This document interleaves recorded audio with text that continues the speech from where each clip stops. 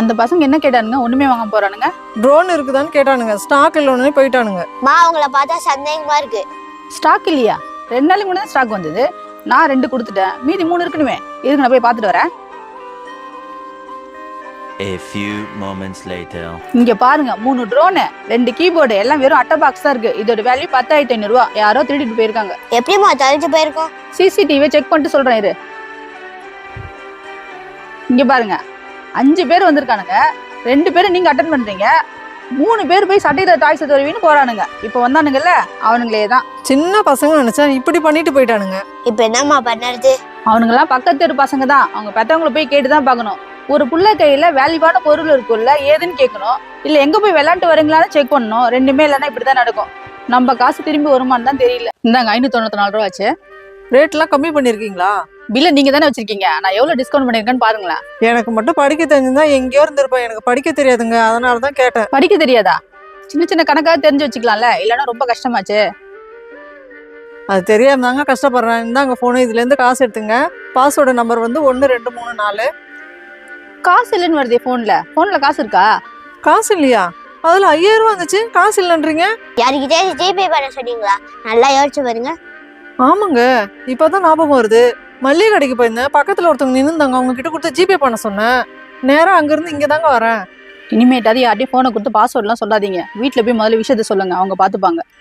நான் பொருளை வந்து வாங்கிக்கிறேன். நான் என்ன பண்றதுன்னே தெரியல. நான் வரேங்க. அவங்க காசு யாரோ திருடிட்டாங்க போடுமா? பாம்பு அவங்க. படிப்பு மட்டும் இல்லைன்னா கண்ணு இருந்தும் நம்மளாம் குருடங்க மாதிரி தான். இதுதான் படிப்போட உண்மை. அது மட்டும் இல்லைன்னா நம்ம வாழற வாழ்க்கையே ரொம்ப கஷ்டமாயிடும்பா. மெட்டீரியல் எல்லாம் பேக் பண்ணி ரெடியா இருக்கு. எத்தனை போய் கொரியர் ஆஃபீஸ்ல கொடுத்துறீங்களா?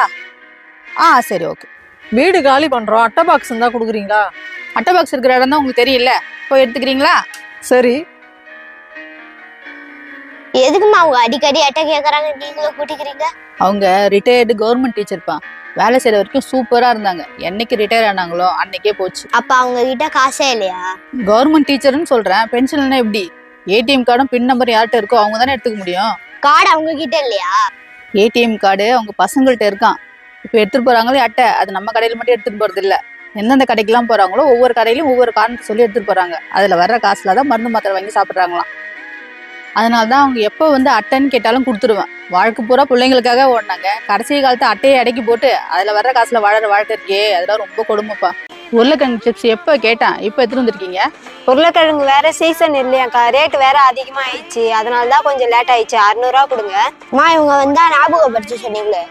உங்க உருளைக்கிழங்கு சிப்ஸ் சாப்பிட்டு பார்த்தேன், சூப்பரா இருந்தது, சான்ஸே இல்லை. ஆனா காராபூந்தி சாப்பிட்டு பார்த்தேன் பாருங்க, வாயில மண்ணு தட்டுப்படுது. அது மட்டும் என்னன்னு கொஞ்சம் பாருங்க. மண்ணா இருக்காதே? உண்மையாவே மண்ணாதான் இருந்துச்சு. இதை நான் கம்ப்ளைண்டா சொல்லல, ஒரு வெல்விஷரா தான் சொல்றேன். ஒருவேளை கஸ்டமர் சாப்பிட்டுருந்தாங்கன்னா கம்ப்ளைண்ட் பண்ணுவாங்க, அப்புறம் உங்க பொருளை வாங்க மாட்டாங்க. அதை மட்டும் கொஞ்சம் பாத்துக்கோங்க. என்னங்க காசு? சாரிக்கா, இந்த மாதிரி இதுக்கப்புறம் நடக்காத பாத்துக்கிறேன். ஓர ஐட்டத்தை மட்டும் ஆர்டர் போட்டுக்கோங்க. மறுபடியும் அந்த கம்ப்ளைண்ட் மட்டும் வராம பாத்துக்கோங்க. சரிக்கா, நான் வரேன். ஏமா திருப்பி ஆர்டர் தரீங்க? கலர் கலரா பேக்கெட் போட்டு வைக்கிறாங்களே, அதுல எவ்வளவு ப்ரிசர்வேட்டிவ் இருக்கு தெரியுமா? அதனால உடம்புக்கு எவ்வளவு கெடுதல் தெரியுமா? இவங்கெல்லாம் நம்ம ஊர்க்காரவங்க, குடிசை தொழில ரொம்ப வருஷமா செய்யறவங்க. இதெல்லாம் சாப்பிட்டா உடம்புக்கு எதுவுமே ஆக போறது இல்ல. தப்புன்றது என்னைக்காவது ஒரு நாள் நடக்கதான் செய்யும். அதுக்காக ஆர்டரே கொடுக்கலாம். எப்படி மெட்டீரியல் எடுக்கக்குள்ள எக்ஸ்பைரி டேட் இருந்தா கொஞ்சம் பார்த்து எடுத்துருங்க. நான் உங்ககிட்ட ஒண்ணு சொல்லணும், எப்படி சொல்றதுன்னு தெரியல. சொல்லுங்க, ஏதாவது பிரச்சனையா?